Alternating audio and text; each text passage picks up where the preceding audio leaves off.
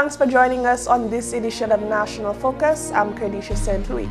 Coming up, DLP Government re-elected for 4th consecutive term, and OAS Observer Mission describes Dominica's general elections as free and fair. Stay tuned for details of these and other stories after this. If you can believe this, come by my house and let me show you some movies. why can't you believe this? Some mothers don't believe their own children when they say they've been sexually abused, and they don't report it. Remember, if anyone asks to see or touch their private parts, touches them inappropriately, shows them or forces them to touch one's private parts, has sex with them, shows them pornographic material, or deliberately lets them hear or see the act of sex, then it is sexual abuse. Believe your child and report the sexual abuse. For more information about child abuse, contact these agencies. This message brought to you by UNICEF and this station.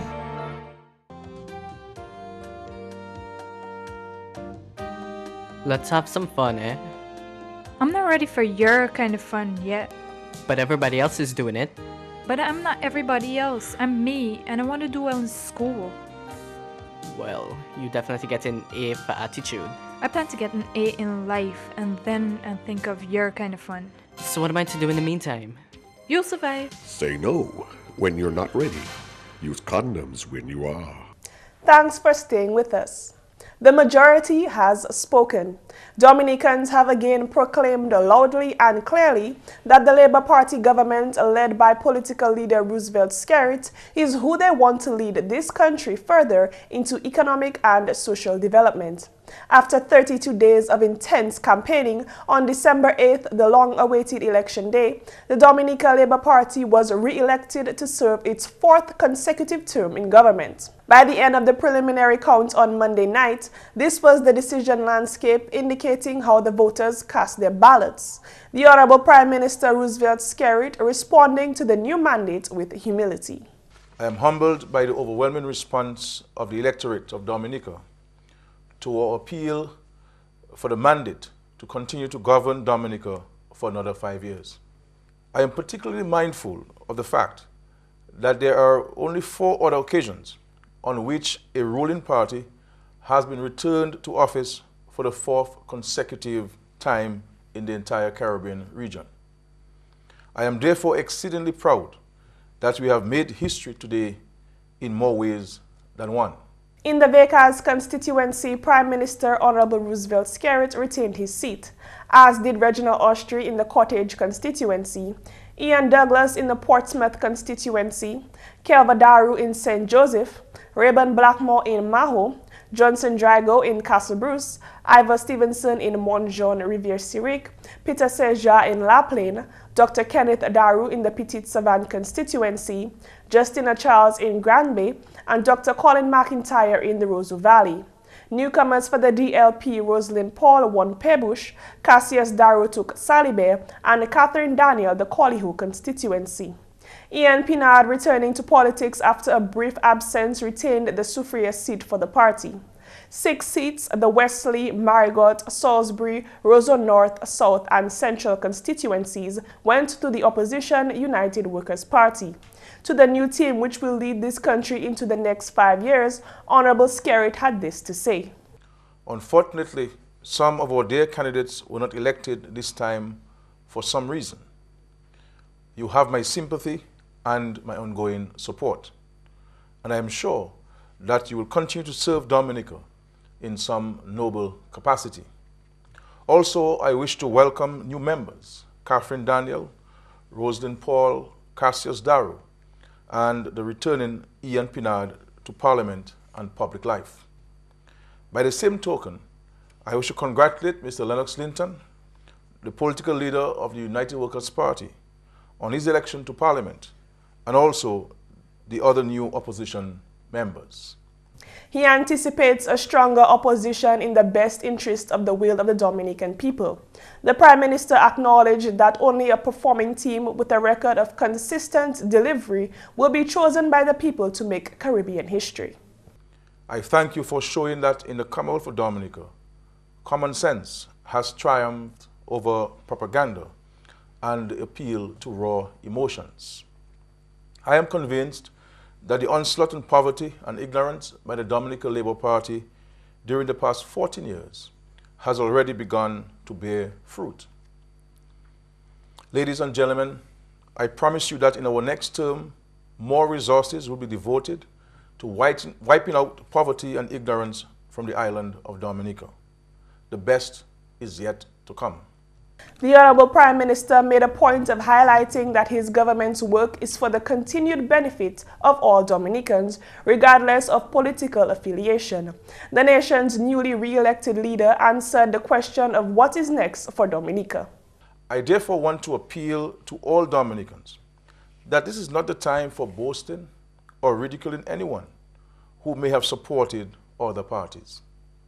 This is the time for reconciliation, for patriotism, and for unity in pursuing the shared goal of creating a prosperous, peaceful, and just Dominica. Let us proceed hand in hand to improve the country's infrastructure, to green our economy, to modernize and diversify agriculture, to enrich and diversify our tourism products, to boost our manufacturing and service sectors, to spread the entrepreneurial culture, and to create more wealth and employment for our people. Let us work together to ensure that every Dominican continues to benefit from the God-given assets we have in abundance in Dominica. No one should go hungry, homeless, or destitute in such a richly endowed country like ours. We want all Dominicans to work together to strengthen the safety net and ensure that no Dominican falls through the cracks to poverty and neglect. Let us also reach out to Dominicans abroad to get them involved in the continuous development of Dominica and benefit from the new opportunities that will be on offer during the next 5 years. Let us transcend our political differences and pull together to make Dominica one of the best places in the region to live, to work, to study, to do business, to visit, and to enjoy life. Later that night, the Prime Minister and DLP candidates met thousands of supporters in Portsmouth at the Benjamins Park. New parliamentary representative for the Cawleyhoe constituency, Catherine Daniel, voiced the sentiments of all 15 DLP candidates when she said, I pledge the rest of my term, my life, to work for my constituents.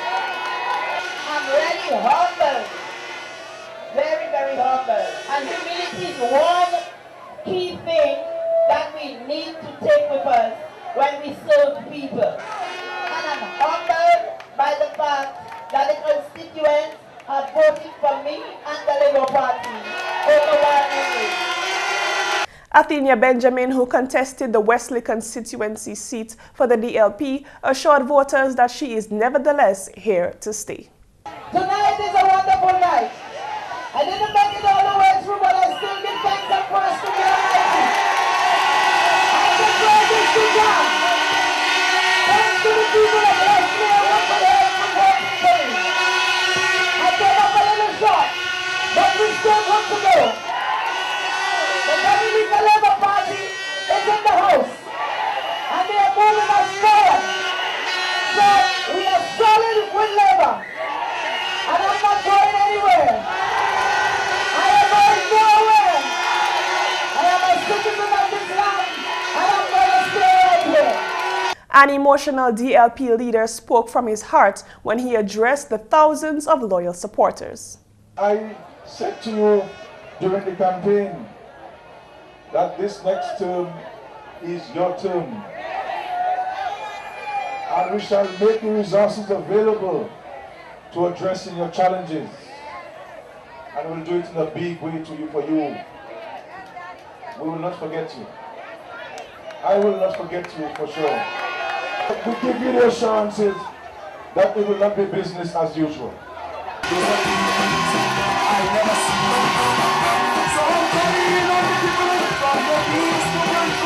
the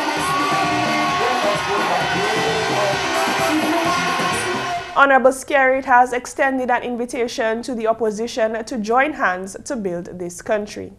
One of the first steps on that continuing journey was taken on Tuesday when Honorable Roosevelt Skerritt was again sworn in as Dominica's Prime Minister. I, Roosevelt Skerritt, do swear that I will faithfully execute the office of Prime Minister. Do swear that I will faithfully execute the office of Prime Minister. Without fear or favor. Without fear or favor. Affection or ill will. Affection or ill will. And that in the execution of the functions of the office. And that in the execution of the functions of that office. I will honor, uphold, and preserve the Constitution of the Commonwealth of Dominica. I will honor and uphold and preserve the Constitution of the Commonwealth of Dominica. So help me God. So help me God.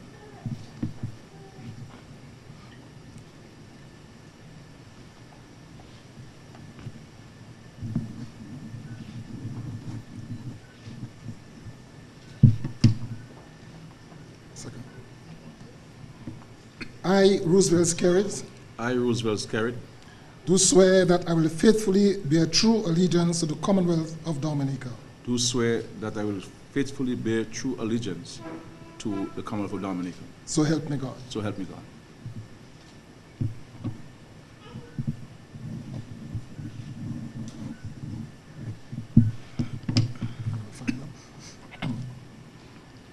I, Roosevelt Skerritt, being called upon to exercise the functions of Prime Minister in the Commonwealth of Dominica. Being called upon to exercise the functions of Prime Minister of the Commonwealth of Dominica.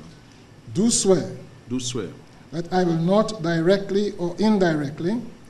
That I will not directly or indirectly. Reveal the business or proceedings of the Cabinet. Reveal the business or proceedings of the Cabinet. Or the nature or contents of any documents. Or the nature or contents of any documents. Communicated to me in my capacity as Prime Minister. Communicated to me in my capacity as Prime Minister. So help me God. So help me God.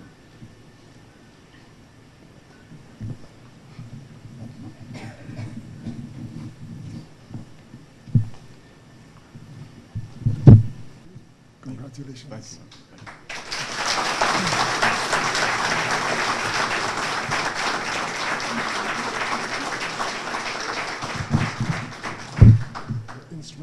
The Organization of American States Electoral Observation Mission has declared the 2014 general elections as free and fair.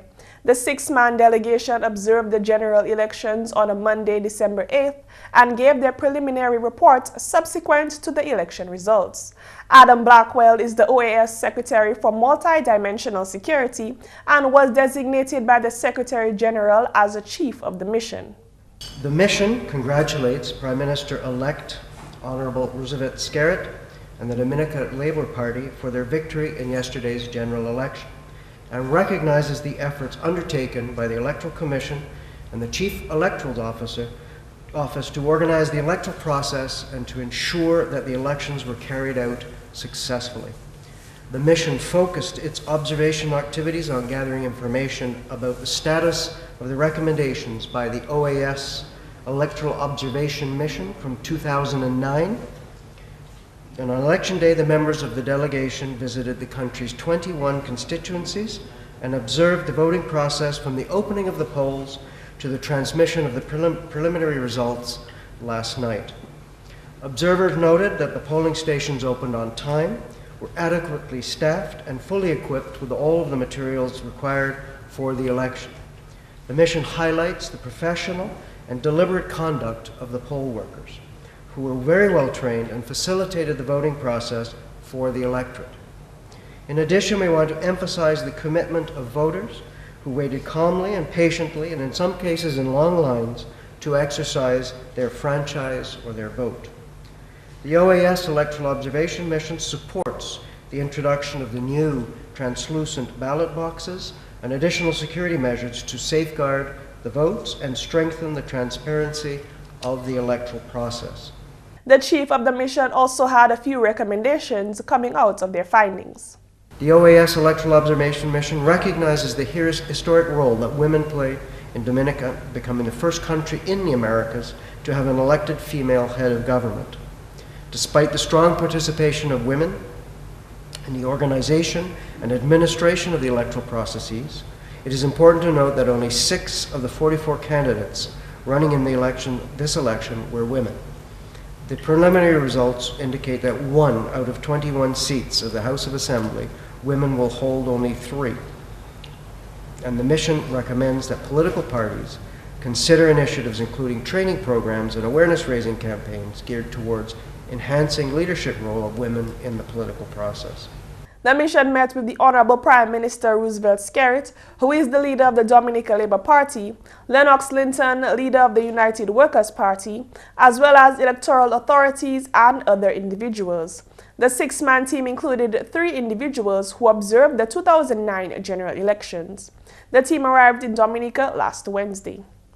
The International Labour Organization ILO and the World Tourism Organization of the United Nations UNWTO have launched a new report which provides statistical instruments and best practices in an effort to advance towards a harmonized international framework for collecting and analyzing tourism employment data. The report, entitled Measuring Employment in the Tourism Industries Guide with Best Practices, shows that statistical data are indispensable tools for evidence-based decision-making, planning, implementation, and monitoring of policies and programs. The report further states that both employment in the tourism and economic value of tourism in terms of employment remain inadequately measured and insufficiently studied. The UNWTO/ILO publication aims to fill this gap and enhance the development of reliable and comparable employment statistics for the tourism sector. It provides statistical instruments developed through international cooperation, as well as best practice examples of measuring tourism employment from various countries that have developed a comprehensive set of employment indicators. UNWTO Secretary General Taleb Rafari said that unemployment is today one of the major challenges facing our time. He believes that enhancing the quality and comparability of tourism employment statistics can significantly improve the capacity of stakeholders to monitor tourism labor markets and promote productive activities, as well as the effective use of qualified labor. The joint publication is one of the outputs of an ILO/UNWTO agreement signed in 2009, which aims at enhancing capacity to measure employment in tourism and improving the international comparability of employment-related tourism statistics. Experts from Latin America and CARICOM will meet in Dominica this week to discuss regional management of the Hong Long Bing HLB, commonly known as the citrus greening disease. Citrus greening is one of the most serious and devastating of all diseases affecting citrus. Its high socio-economic impact is linked to the fact that all species of citrus are affected and there is no known cure. The Food and Agriculture Organization FAO and the United Nations will collaborate with the Ministry of Agriculture and Forestry to host a workshop in Dominica from December 10th to 12th at the Atlantic View Resort and Spa. The main concepts and tools for HLB management will be shared with participants. The activities under 2 national HLB projects, namely Belize and Jamaica, will also be imparted to participants. The workshop will also review national action plans prepared for 5 countries under the project. The Regional Expert Committee on HLB is also expected to assist 7 countries to prepare their draft national action plans.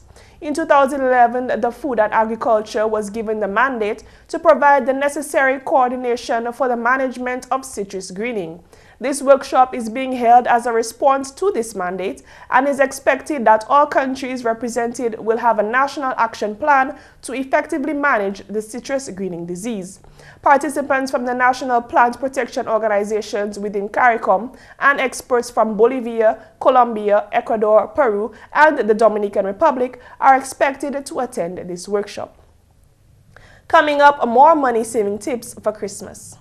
Dominica is blessed with an abundance of water, but getting it to your home is an expensive venture. You have a responsibility to conserve water, to use it wisely. Remember the old adage, you never miss the water till the well runs dry. Think water, think life. Tip 1. Write a list and stick to it. If you know exactly what you're going to buy, you won't overspend on additional items you see while shopping. Tip 2. Make what you can. A nice handmade card or hampers filled with favorite foods can be a perfect personalized present. And that's all for this edition of National Focus. We always welcome your suggestions and comments. Drop us an email at gis@dominica.gov.dm or visit our website news.gov.dm. Like our Facebook page, facebook.com/GIS News Dominica, and follow us on Twitter at GIS Dominica. You can also catch up on past National Focus newscasts on our GIS Dominica YouTube channel. From all of us here on the GIS News Production team, I'm Kerdisha. Thanks for watching.